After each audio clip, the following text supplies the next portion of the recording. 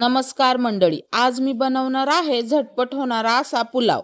त्यासाठी मी कढीपत्ता, कांदा, टोमॅटो उभा चिरून भाज्यांमध्ये वाटाणा, बटाटा, बीन्स, गाजर टाकणार आहे। मिक्सरला आलं, लसूण, मिरची, जिरे बारीक असे वाटून घेतले। पातेल्यामध्ये तेल गरम करायला ठेवले। त्यामध्ये कढीपत्ता, कांदा टाकून परतले। त्यातच मी मीठ टाकले होते। कांदा चांगला गुलाबी रंगावरती परतला की मग त्यामध्ये वाटलेली मिरची टाकायची। एखादा मिनिटभर आपल्याला चांगली परतून घ्यायची। टोमॅटो आणि सगळ्या कट केलेल्या भाज्या त्यामध्ये टाकून आपल्याला तेलामध्ये चांगल्या परतून घ्यायच्यात। मी यामध्ये फक्त पावभाजी मसाला आणि बिर्याणी मसाला टाकलाय। तुम्हाला पाहिजे ते तुम्ही मसाले यामध्ये टाकू शकता।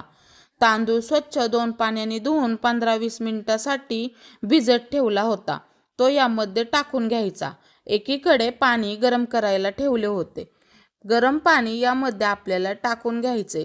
चांगले मिक्स करून चवीपुरती साखर आणि लिंबाचा रस घालून घ्यायचा। मोठ्या फ्लेमवरती एक उकळी येऊन द्यायची। मग झाकण ठेवून मीडियम फ्लेमवरती भात शिजवून द्यायचा। मधून मधून मिक्स करत राहायचं। झाला तर मंडळी आपला पुलाव तयार। या खायला भेटू पुन्हा, तोपर्यंत धन्यवाद।